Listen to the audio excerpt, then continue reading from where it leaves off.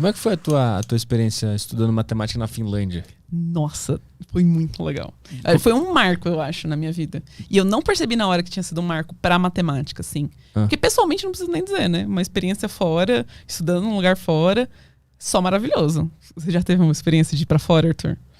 Não pra um lugar que eu queria muito ir, tipo a Finlândia. Eu já fui visitar alguns E é mó legal, você conhece um monte de gente, um monte de comida. Socialmente a gente sabe que é incrível. Mas matematicamente, pra mim, foi um marco que eu só reconheci depois. Porque quando eu fui pra Finlândia, eu fui muito, tipo, tinha umas bolsas rolando, tinha a oportunidade de ir. Aí eu falei, beleza, então eu vou fazer o quê? Vou ver se dá pra eu ir. Deixa eu tentar me organizar aqui. Comecei a me organizar, enviar documentação, não sei o que lá. E aí chegou no momento que eu tinha que escolher o país. Porque era, tipo, entra com a documentação e depois você escolhe o país. E aí quando chegou na época de escolher o país, eu tinha a opção Alemanha, Portugal e Finlândia. Acho que eram essas 3 opções que tinham. E aí eu falei assim, eu quero ir muito para poder ter uma experiência com uma língua nova. Então eu descartei Portugal. E aí quando eu comecei, eu falei, não conheço nada da Finlândia. Deixa eu começar a pesquisar. Sei que ela é o quê? Principal país de educação.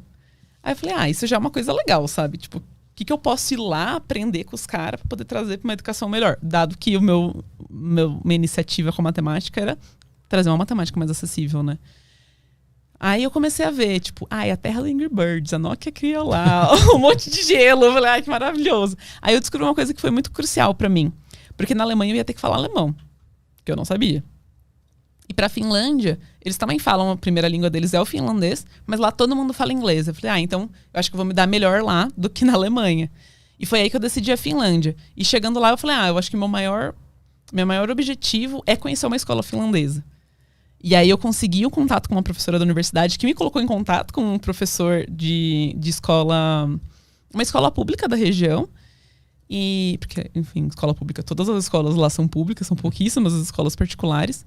E aí eu consegui acompanhar durante uma semana a escola, assim, foi muito legal. Isso foi uma das experiências mais incríveis, assim, porque eu falei, o que tem de tão especial aqui que não tem no Brasil, sabe? O que a gente tá fazendo de errado? E assim? o que tem lá?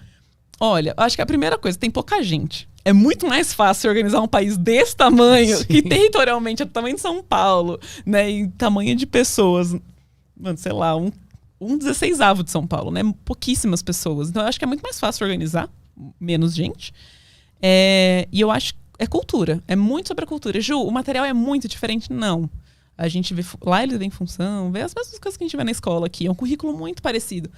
Ju, lá a estrutura da escola, não, é uma sala de aula com as carteiras, a galera senta na sala de aula. Tinha nada demais na estrutura da escola? Não. Era uma escola que tinha... Não era uma escola que estava largada, sabe? É uma escola que estava ali, tem um recurso, consegue criar um ambiente legal para as crianças. Tem uma biblioteca que funciona. Tem comida na escola para as crianças, sabe? Tipo, todo o básico de uma escola tem. As carteiras estão lá limpinhas, o banheiro está organizado, tem papel higiênico no banheiro, sabe? Quando eu mudei da escola pública para a escola particular, a primeira coisa que eu cheguei em casa, eu falei, mãe, lá tem papel higiênico, sabe? Tipo, a gente tem uma escola pública hoje no Brasil que não dá comida, que não tem acesso à informação dentro de uma biblioteca. Às vezes a biblioteca tá lá e não tem bibliotecário, sabe? Para atender essa criança. Então, assim, tem esses recursos, mas em questão de conteúdo, é o mesmo conteúdo. Mas eu sinto que é muito cultural, assim. Então a gente tem... Lá eles sentam em duplas e eles não conversam. Você imagina isso, você tá do lado do seu amigo e aí você tá, tipo, prestando atenção na aula. Sabe? Então, eu acho que é uma questão muito cultural. Tem uma pia dentro da sala de aula. E por que tem uma pia, né? Porque é muito frio, você precisa lavar a mão, você precisa, né, enfim, fazer alguma coisa assim. Tem uma pia lá no meio da sala de aula. Eu já imagino no Brasil a galera, tipo, chuveirinho, sabe? Tipo, sei lá, consigo imaginar um monte de coisa. Bexiguinha, vai estourar nas costas do professor. Então, eu senti que é muito cultural, sabe? Tem menos alunos dentro de uma sala de aula, que isso é imprescindível. Então, o professor consegue dar uma atenção mais personalizada para esse aluno. Você lembra quantos tinham na sala? Umas 25 pessoas. Acho que era isso. Mas eu consegui ter noção disso quando eu tava lá, porque essa escola especificamente, ela também atendia alunos de intercâmbio, de ensino médio. E aí, quando você vê que tem... Você vai chegando aqui pra gente, né? Tem um espanhol, tem um português, tem uma rapaziada... né, mexicano, tem americano, tem uma rapaziada ali de vários lugares. Você vai chegando perto do Brasil, né? Você vai vendo que a aula já é completamente diferente. Todo mundo já conversa, já se entrosa mais. Aí o professor se adapta àquela situação, né? De tipo, então vamos fazer uma aula mais argumentativa, com uma aula mais expositiva, né? Tem tem esses recursos básicos ali que estão garantindo o ambiente acontecer. Então ele também tem essa flexibilidade de mudar a aula para acontecer ali também. Mas é muito cultural, assim. Tu acompanhava as aulas lá onde tu ficava sentadinha dentro da sala? Tu ficava circulando pela escola? Sim. Ou tu acompanhou uma turma só? Eu acompanhei 3 turmas, 3 professores diferentes. Então, eu conheci a escola, conheci o material, conheci a biblioteca. Fui um dia só para conhecer as instalações. Aí um dia eu fui só para acompanhar, alguns dias para acompanhar uma professora que dava uma aula bem expositiva. Então era giz, lousa, contando as coisas na parede, na lousa. Tava todo mundo lá, sentadinho em dupla, sem conversar. Fui acompanhar uma professora que dava uma aula em grupo. Então eles tinham grupos separados de alunos que eles resolviam problemas juntos, assim. A professora ficava circulando entre esses grupos. E acompanhei esse professor que dava aula para os intercambistas. Então foram 3 turmas que eu fui ali 1, 2 semanas acompanhando as aulas deles, assim. Ah, entendi. Na turma dos intercambistas era um pouquinho diferente. Eles tinham que se adaptar à cultura da galera. Tinha mais calor, sabe? O pessoal conversava mais. Aí eu não sei, talvez uma cultura de... Não sei, tô só levantando hipóteses aqui. Um pessoal muito sofrido, né? Tipo, foi muito tempo dominado pela Rússia, muito tempo dominado pela Suécia. Tem toda uma questão cultural ali, de confiança, de o que faz, deveres, né? Enfim, que forma essa pessoa para ser muito quieta, muito reclusa, ou, enfim, ter muito respeito ali naquele ambiente, sabe? O clima também acho que faz isso, né? É muito frio, muito frio. E acho que o cara tende a economizar energia, né? Socialmente falando, inclusive, né? E vai ficando cada vez mais fechada. Isso foi em Helsinki, né? Na capital. Foi em Helsinki. Quanto tempo tu ficou lá? Fiquei um semestre da graduação. Então eu fiz um semestre ao invés de fazer um semestre na USP aqui, eu fiz um semestre na Aalto University, que ficava numa cidade vizinha, assim, mas bem próximo de Helsinki. Eu mesma morava em Helsinki. E essa escola era bem próxima de onde era a universidade. Que aí foi esse contato que eu fiz uma disciplina de intercambista, porque é isso, recebe muita gente, sabe? Como o país tem muita estrutura, tem recurso, enfim, eles abrem muitas portas, né? Então eu tinha muito intercambista, assim, na época que eu fui, tinha muita gente indo principalmente pro mestrado.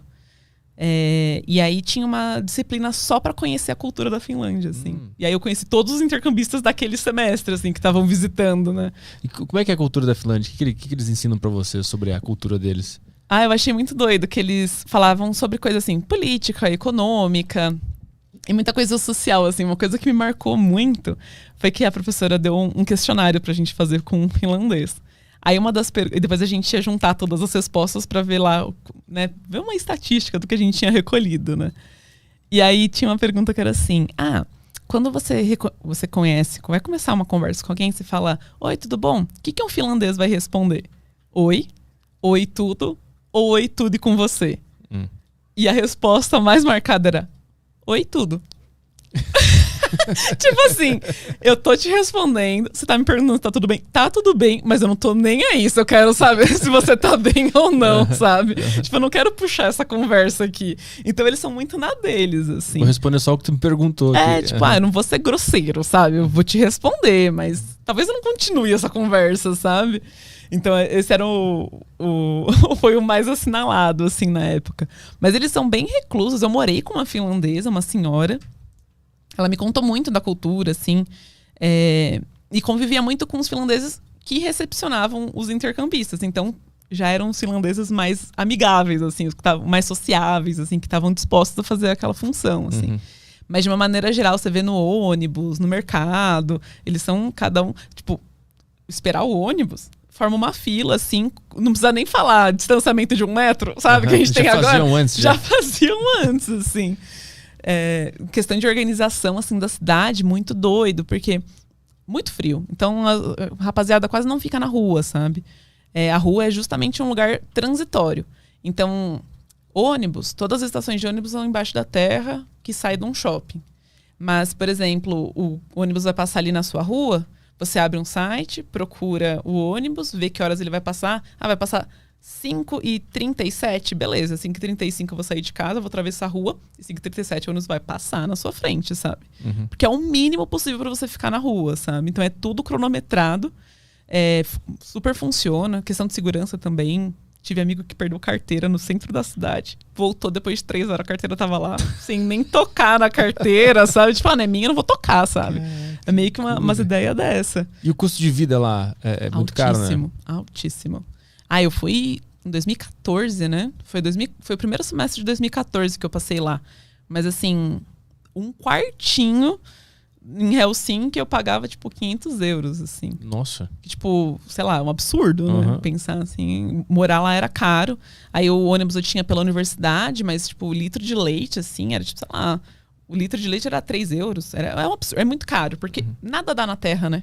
Sim. Nada dá. O que dá lá? Batata e porco. Tem que importar tudo, né? Aí uma coisa legal aqui no mercado tem, por exemplo, limão. Aí eles têm uma bandeirinha pra falar de onde vem aquele limão. Especialmente o limão vinha do Brasil. Aí ficava lá, Brasilia Line, sabe? Tipo, aí todas as frutas, assim, aí eu sabia, eu gosto mais da fruta que vem da Espanha do que do morango que vem da Espanha do que vem da Holanda. Aí, sabe, tipo, dava pra se localizar assim. Porque nada é da Finlândia. E como é que era a alimentação lá, almoço e janta? O que se come lá? Eu comia no bandejão da universidade. Aí era muito legal, que é muito diferente do bandejão aqui da USP. Você pagava um valor base. E aí você tinha direito a uma bebida, que é ou aquele leite, sabe? Que essa galera do frio, assim, toma aquele leite bem grosso, assim, nas refeições. Ou era um suco de berry ou era água. Água disponível 100% do tempo, assim. Não se recusa um copo de água na Finlândia. Qualquer torneira é água que se bebe. Só descongelar um pouco da rua. Nossa, a gente colocava cerveja, assim, no gelo da rua pra poder fazer as festinhas. É um grande isopor a cidade. Você vivia dentro do congelador já. Mas aí a gente tinha... Aí pegava isso, tinha sempre uma salada. Nessa salada sempre tinha uma proteína, tipo um feijão branco, alguma coisa... Uma leguminosa, assim, já gelada na salada, uma salada verde. E pão à vontade. Nossa, isso era muito bom. Então, tipo, tinha pão preto, aí tinha pão de forma, aí pão de coco, não sei o que lá. Tinha um tanto de pão, assim, e aí você ia lá, só cortava a sua fatia, colocava no prato à vontade, quanto de pão você quisesse. E aí você chegava na parte das comidas quentes, né? Sempre tinha uma batata, sempre. Às vezes é uma batata... Tem 300, tanto de tipo de banana que a gente tem aqui, eles têm de batata lá, né? Tem trocentos tipos de batata. Aí tem dia que é a batata com a casca no forno, aí tem o dia que é o purê da batata, aí tem o dia que a batata tá em palitinho. Mas sempre tem uma batata, assim. E aí tinha muito peixe. E tinha muito de congelado, assim, sabe? Tipo almôndega, sem molho, assim, tipo, ou stickerzinho de proteína. E aí tinha esse valor base que você pagava pra pegar essas coisas. Você pegava, sei lá, 2 de um desses caras, assim. Você quer pegar 4? Paga um pouquinho a mais. Você quer pegar o peixe? Você paga um pouquinho a mais. Aí o quanto que você paga influencia na mistura que você tá pegando. Que eu não sei se chama de mistura. Sim. O complemento, assim. Então, tinha um pouco dessa diferença, mas comia muito assim. Comia muito o que vinha de fora, né? Aí a carne que a gente comia, sei lá, era a carne que vinha de fora também. E era caro. Era caro. Na época eu ainda não era vegetariana. Então, a gente pagava bem caro, assim. Aí eu vivia muito com indiano e tal. Aí a gente fazia muito, tipo, comida típicas de outros lugares, sabe? Tipo, vamos na casa do meu amigo alemão. Aí ele fazia o almoço lá. Aí eu fiz, sei lá, brigadeiro pra eles. Fiz lasanha, sabe? O que é um arroz e feijão do Brasil? Aí eu passei a Páscoa lá, a gente fez pastel pra eles conhecerem pastel. Então, era muito também só sobre a Finlândia, né? Mas acabava convivendo muito com gente de outros países e conheci muito da cultura de outras pessoas, assim. E as aulas eram dadas em finlandês ou em inglês lá? Em inglês. Aí, se tivesse um não nativo em finlandês, a aula já era em inglês. Cara, que interessante.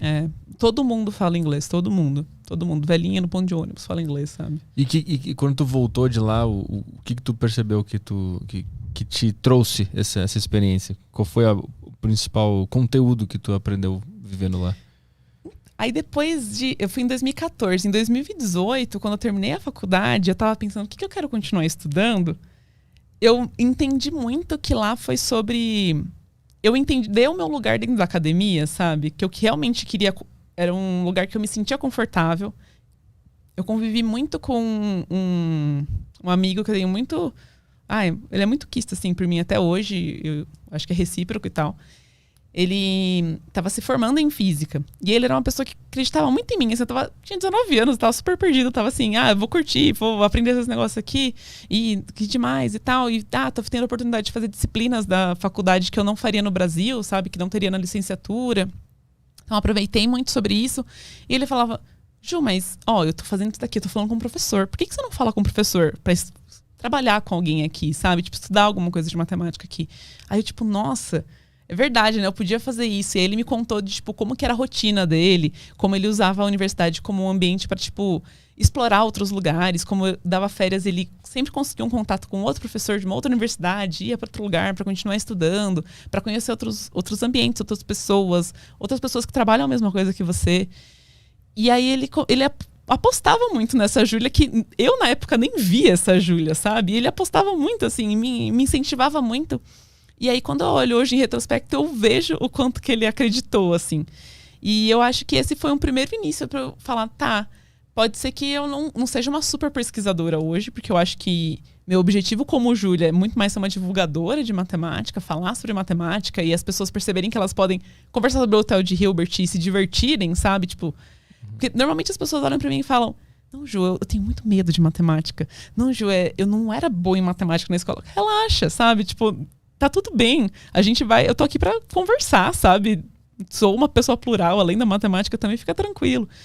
Invariavelmente a gente chega lá, mas sabe, tipo, tem um lugar da matemática que você pode se divertir também. Então acho que eu tô muito mais pra esse lado, mas eu sei que a Júlia que gostou da matemática por causa do desafio, ela sempre tá aqui, sabe? Uhum. Então hoje eu volto pra academia muito pensando que ele fez super esse incentivo, assim, ele foi uma dessas primeiras pessoas que super continuou me incentivando a continuar a estudar. E eu vejo que o que eu estudei de matemática lá foi uma dessas coisas que me mostrou que eu queria hoje estudar mais matemática do que estudar uma matemática para ser professora, sabe? Uhum. Porque eu tinha também essa oportunidade, né, de seguir um mestrado que fosse para a área de matemática na parte de educação, que foi muito o que eu fiz na faculdade, de estudar avaliação, metodologia e tal. Mas hoje eu me entendo como uma pessoa que gosta mais dessa inutilidade da matemática, sabe? Que foi muito uma coisa que nasceu da Finlândia para mim. Entendi. Então foi muito importante ter uma experiência fora da minha universidade para ver como outras pessoas faziam matemática, como elas se relacionavam com aquilo e ver que aquilo podia ser muito divertido para mim também.